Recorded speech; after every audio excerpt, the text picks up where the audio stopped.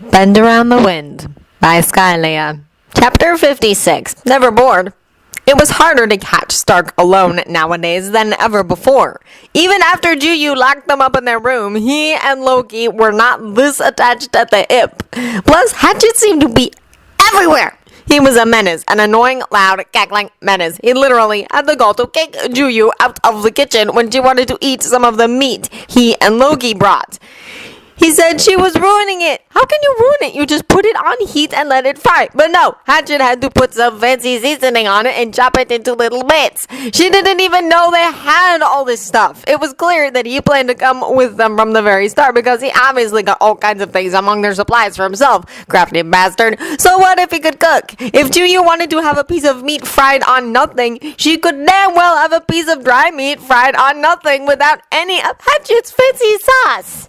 Her sister should have not been amused. She should have been glaring at him murderously instead of snorting in amusement. Betrayal, that's what it was. Juyu was betrayed by her own flesh and blood. At least Drongo seemed to share some of her frustration. But he was not visibly rattled, and Hatchet always left him alone after some time when he couldn't get a rise out of him. So Juyu was left grinding her teeth in agitation while the elf smirked and grinned and flitted around the ship poking his nose and everything.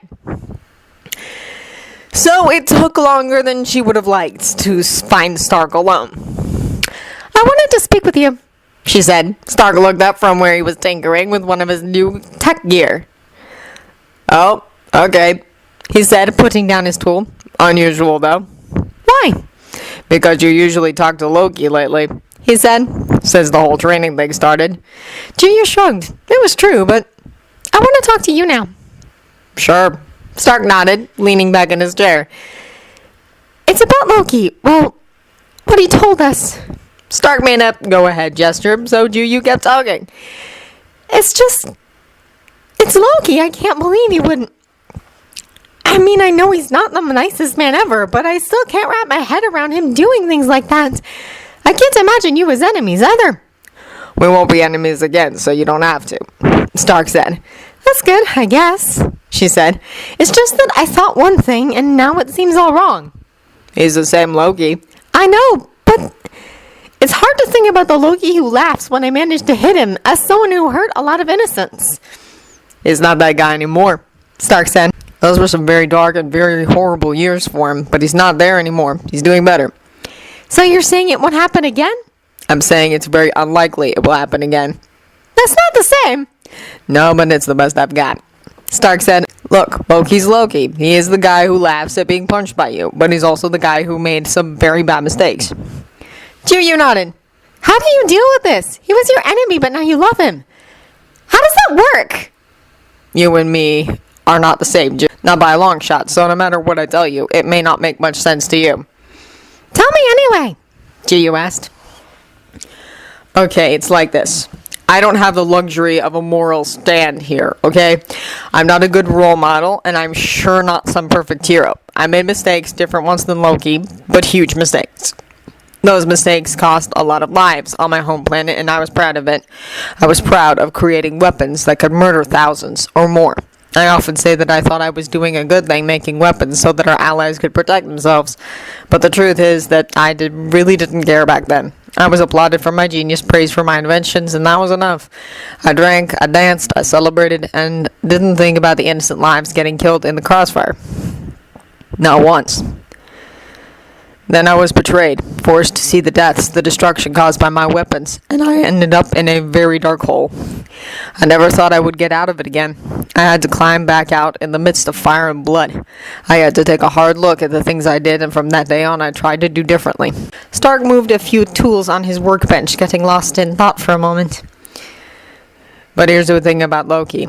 When I had to climb out of that nightmare I was in, when I was finally free, I had the waiting arms of my friends. I had people who cared about me, took care of me, and helped me be a better man than I was, despite the betrayal of others. Loki did not piss at the world, like I did.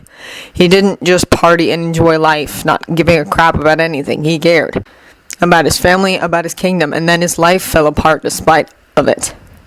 And when he tried to climb out of a hole much darker and deeper than mine was, he ended up in the clutches of some of the most horrible beings in the universe. And they just tried to break him apart even more. He had enemies in front of him and behind him, with nowhere to go but forward, no matter how horrible that path was. Stark took a deep breath before he continued. I'm not saying it's easy to accept the things he did, and he is still capable of horrible things, but he's also the guy who decided to teach you how to fight when you felt like you were not strong enough. All I'm saying is that things are not black and white. You have to decide on your own whether you can accept that it's gray, that it's never going to be anything but gray. Oh, I wouldn't say that's all. Both Juyu and Stark turned towards the voice, but nobody was in the cargo hold besides them. Juyu frowned, but before she could open her mouth to say something, Hatchet appeared in a faint misty violet light. Appeared. Literally. 1 second there was nothing, the next Hatchet was standing there. Did you just teleport? Stark asked dubiously. Of course not, you know I'm crap at that. Hatchet answered as he hopped up to Stark's workbench, sitting on top of it comfortably. Were you invisible? Of course, he says. Stark threw his hands up. Of course he can turn invisible. I am not comfortable with that. Pity! Hatchet shrugged. Stark took a big breath but did not comment any further. We were having a private conversation. Juyu scowled. The conversation is no private. It's just the three of us. What do you want? Juyu asked. I wanted to point out that Master Stark was not entirely correct about his explanations. This isn't just about accepting or forgiving Loki. Then what is it about? Juyu asked. It's about how others are going to look at you for standing by Loki's side. The elf explained with a meaningful look. You can accept his past sins all you want while you're in the safety of your ship, surrounded by dear friends. It's different when you are among people who know about his deeds as well, those who have been hurt or wronged. It's about whether you are willing to accept the judgment and the scorn of others no matter what. Are you still questioning me? Stark asked. You think once I'm back on Earth I will change my mind? No, Hatchet said. I'm quite sure you won't. It's all very hypothetical. But to think about it, if you wish, you will be judged. They will see Loki as a monster, and you will be the ones helping a monster. Loving a monster, it will be a stigma, a stain upon you. You may be judged even harsher than Loki himself. I already know that, Stark said. Good! Hatchet smiled. I need for you to be caught by surprise. What about you? Juyu asked. Not worried about being the friend of a monster? Oh, my dear Juyu, Hatchet chuckled. I will declare it proudly to all who may bother to listen. With that, he vanished, just as quickly as he appeared. Juyu was sure she heard light footsteps, but she still couldn't pinpoint where the elf was or whether he actually left or decided to eavesdrop some more. Sneaky, crafty bastard. Loki, Stark called. Loki put up a hand and Juyu took a step back, relaxing her pose.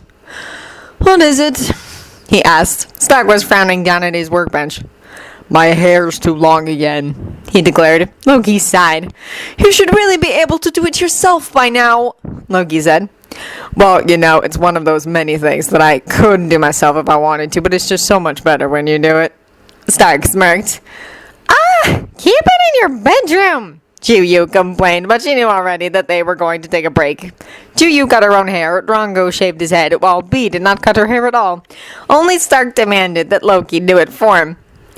Fine, sit down, Loki said as he started walking towards him, so Juyu went to grab some water and a bite to eat.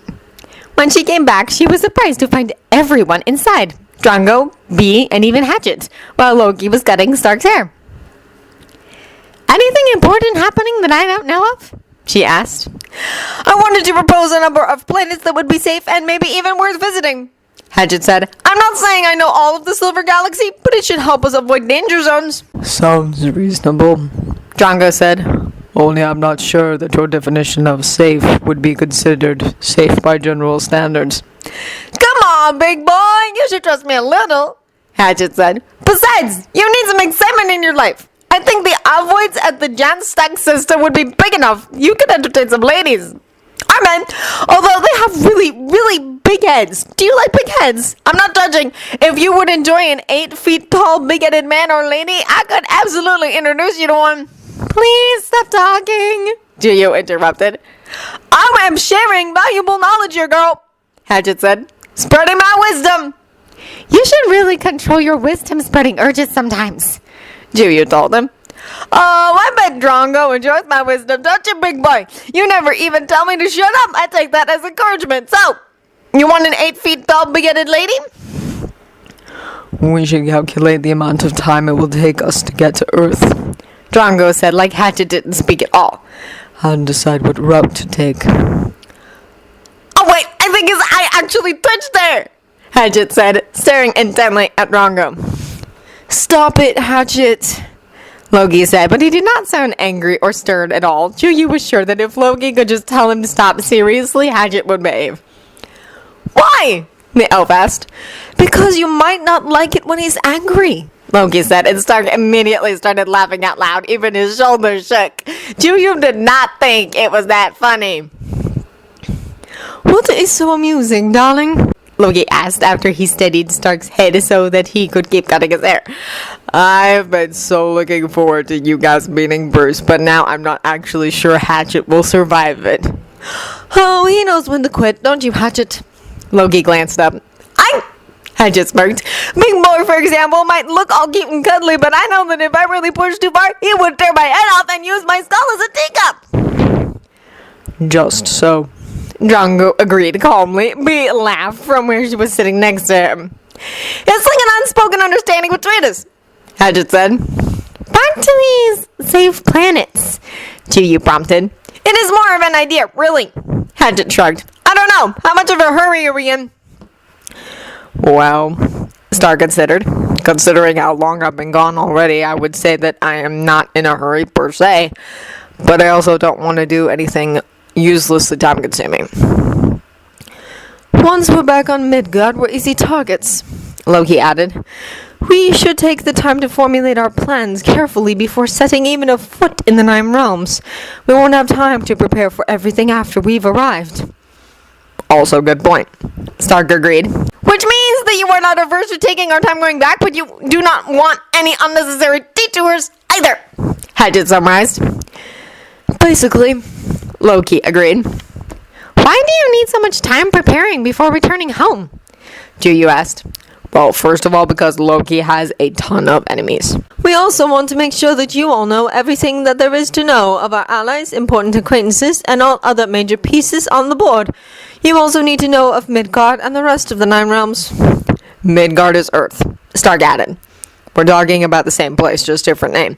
And on that note, on Earth we call this galaxy the Milky Way. Just FYI, get used to it.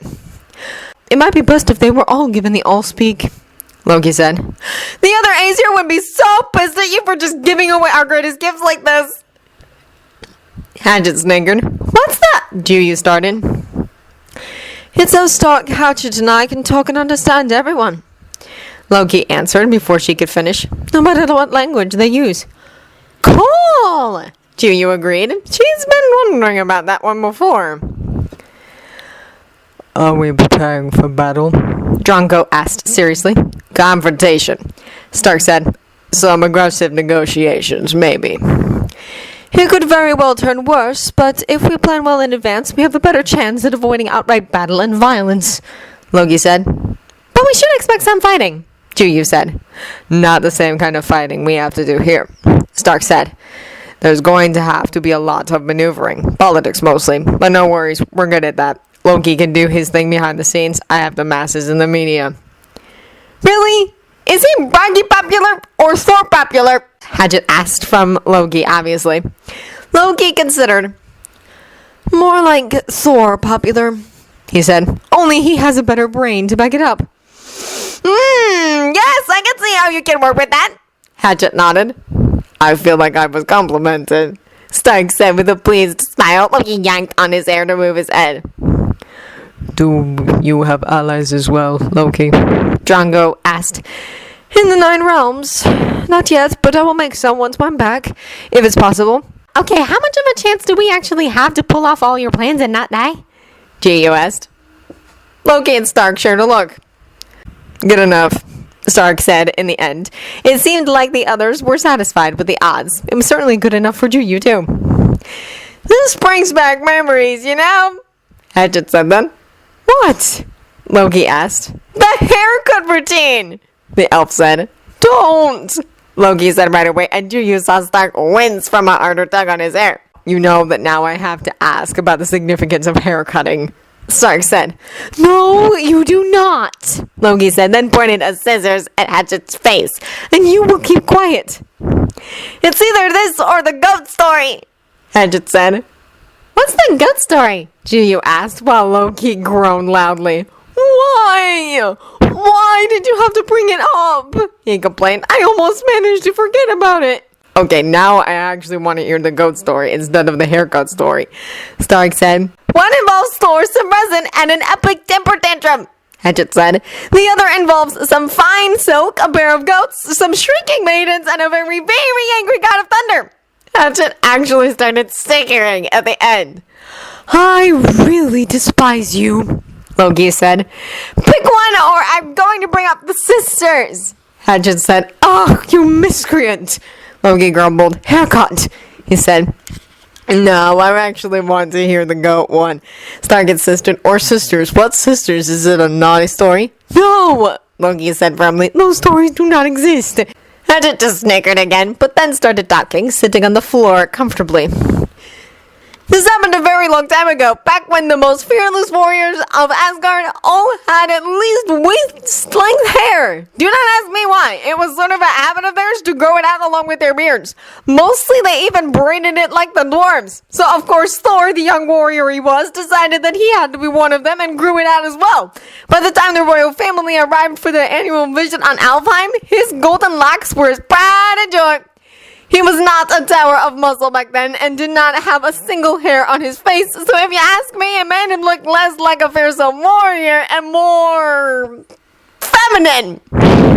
Not that anyone would have said it to his face, Loki chimed in. Except me, Hatchet finished. It's meant to be quite pretty when they're young, and Thor was no exception. The long golden hair really did not help his new manly image. Jiyu knew that the man in question was Thor's brother. That was all that she knew, actually. It was interesting to see Loki's carefully blank face as Hatchet talked. It was obvious that he would rather not hear the story at all. Loki and I planned to take a little trip, follow the stream down to the lake, maybe visit some friends of mine. It was also the year Thor decided that Loki should not go on trips without him, because he did not want to be left behind in the palace with his mother and all the elves. You do not know him, but Thor has always been very headstrong and stubborn, so there was no way to say no to him. I warned him that there was a reason why warriors braided their hair before going on quests or marching into battle, but he refused to listen to me, Hatchet said. Because you were constantly calling them luscious locks and told him repeatedly that it made him pretty, Loki added again, still running his fingers through Stark's hair. Jiyu wasn't even sure there was still anything to cut, but Stark obviously did not mind. He could never take a joke, Hatchet said. Your jokes suck, Stark said. Lies! I am tremendously entertaining, Hatchet countered. So, Wolf's Woods. The further away you are from cities, the thicker and more dangerous it becomes. There are all sorts of creatures lurking in the underbrush or on tops of the trees, so you must always be careful, not to mention all the Fae. Forest gnomes are funny little things, Hatchet continued, even if they tend to bite. Fortunately, since I have friends in all places, when we stumbled upon them, they were more inclined to be a pain in the arse rather than to do any actual damage. It was actually rather amusing. Only because they left you alone, Loki said. Because they learned long ago not to mess with me, Hatchet grinned. I'm not even sure how it happened. One of them probably charmed some vines, but in the end, we had one of our princes stuck under some large ferns, he said as he pointed at Loki.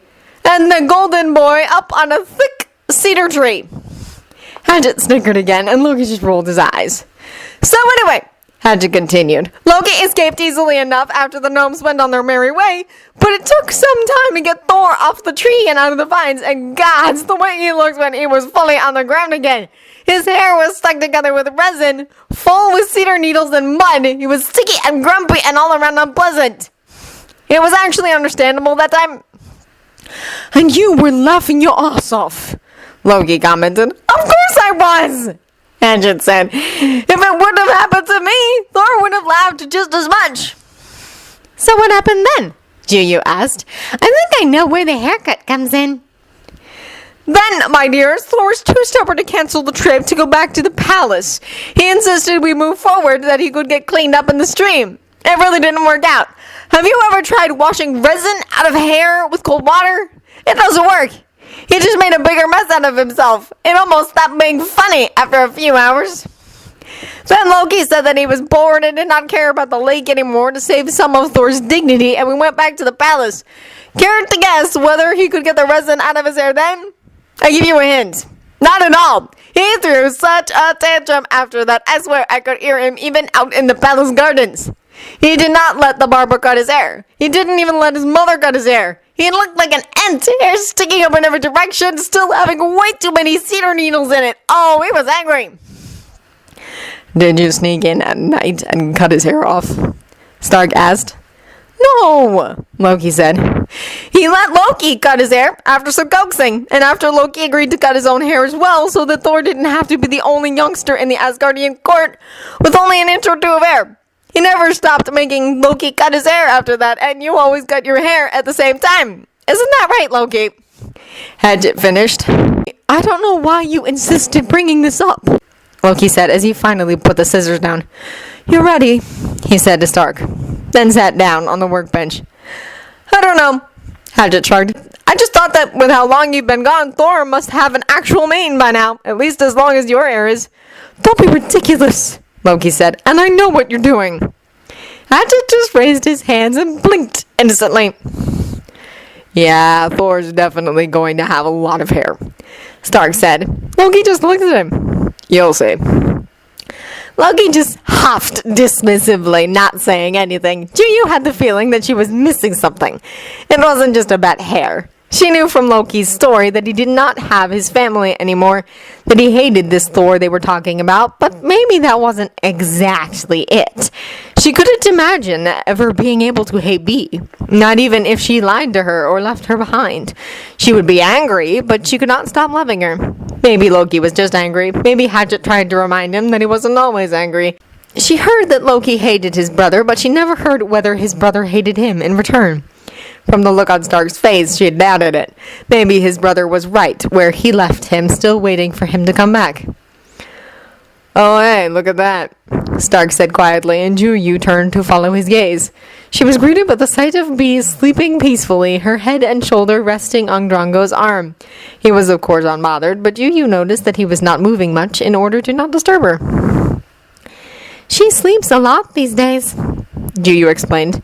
She was mostly in her own skin, back on Sarka. The cold made her all woozy. She should be fine in a few days, Drongo added. Okay, I think we're all done here with that, Stark said. I have a new rule to propose, Juyu said. For planetary visits? Stark asked. No, in general, Juyu said. Hadget's not allowed to be invisible on the ship unless we're under attack. Saga did. Stark nodded. What? No! Come on, Loki! Nuh-uh. Stark interrupted. No running to Loki when you don't like something. He said, I am not comfortable with all your fairy magic, mind tricks, and invisibility when Loki can't keep you in line. Loki's a much more powerful mage than I am, Hadget said. I can't exactly use magic right now, Loki said. What? Why? Hadget asked. Because we are too far from the Yggdrasil, obviously, Loki told him. Well, yes, but there's the power cosmic to use in instead, Hadget said. Well, I cannot access the power cosmic, Loki told him. I can sense it, but I cannot use it. It's right beyond my reach. Something's missing, and I just can't grab hold of it. I have learned to use raw energy and crystals, but that is as far as I have come. You've been here for years. How is that possible? Hadget asked, then narrowed his eyes. What have you been doing? How did you try? Meditation, mostly, Loki said. What? Are you some dim-witted sorcerer all of a sudden? No, Loki frowned. I swear by the tree, you're smarter than that, Loki. Hadget said, climbing to his feet. Come on, get off your butt. Why? Because you obviously spent way too much time in Asgard and forgot how to be a mage, you idiot! Loki got up from where he was sitting and took a few steps closer to Hadget. And pray tell me, what was I supposed to do instead? he asked. Go with instinct, the elf said as his hand lit up with violet light, just a small globe of energy. Without further warning, he threw it at Loki. What the heck are you doing? Exclaimed Stark right away, his brows furrowing angrily. Relax, it won't kill him, it just hurts a little, right, boy? He asked and smirked at Loki, who glowered back. If it would be so easy to... He started, but was interrupted when Hatchet threw another small flash of light at him. Loki actually staggered back a few steps. Stop overthinking it, Hatchet said. You could never clear your mind completely with meditation. You're too cautious of your surroundings for that. And what exactly is this supposed to achieve? Besides making me want to wring your neck? No, we're definitely not there yet, Hatchet said. This time both of his hands got covered in light. It looked like liquid fire, something alive. Loki, Stark asked. Oh, he seemed angry. Even Drongo was paying attention now, and not even Beat could sleep through the commotion. It's fine, Loki said. Hatchet will stop this nonsense now. No, I won't, the elf said, and Loki managed to dodge the next glowing blast. Stop it, Loki snapped. See, you're getting there. Stop thinking. If you would be a simpler case, I wouldn't have to go to extreme measures, but you love to overcomplicate everything, the things I do for you. Even Loki looked angry after the next blast, and you couldn't blame him. She was itching to kick the elf in some delicate area. If you don't stop now, You'll what? You don't have your magic. You needed to get back at me, so how about you make a real effort? This is getting embarrassing. His hand lit a glow again, and Loki narrowed his eyes. Hatchet, he warned. An infuriating smirk spread on the elf's face before he threw the next ball of light at Loki again. It was fast as a shot from a gun. That was why Loki had such a hard time dodging it. This time, however, when the violet glow reached Loki, it snapped to a halt and turned into a bright golden green color at the same time. Loki stood frozen for a moment as the tips of his fingers touched the energy. There you go, Hatchet said, grinning brightly. You always stop thinking when you get angry. That's when your instincts come to play. You're a mage. You have to let the magic seep into your bones. Let the power run its course before you try to grab a hold of it. The power cosmic does not yield. You need to force it into your grasp. Loki twisted his fingers and the energy turned into a flame, bright orange fire, then vanished into a puff of smoke. Okay, Stark interrupted. Is it punch hatchet time yet, or... He stopped talking when two more Lokis flickered into view, then another two, all of them at different places. I have something else in mind, Loki said. The anger was gone, and he was grinning wide and sharp, the face he wore whenever he was up to something. Oh, try me, Hatchet said with a grin of his own. I will make it easy for you. Drongo and me quickly got out of the way when the two of them started hurling spells at one another, and you did the same. Stark was standing with his arms crossed, but the anger was gone from his eyes too. So, is this good or bad? Juyu asked, eyeing the battle dubiously. She did not see everything. Hatchet sometimes vanished, and the number of Lokis constantly changed. The two even got into some close-ranged fights occasionally. She thought Loki was fast, but Hatchet seemed even quicker, maybe. It's not boring. Stark settled on, then wrapped an arm around her shoulder to guide her out of the cargo hold. Since the Wonder Twins are busy, you get to decide which planet we're going to visit next, he said. Sweet, Juyu decided. She could live with not boring. It fitted them all just fine.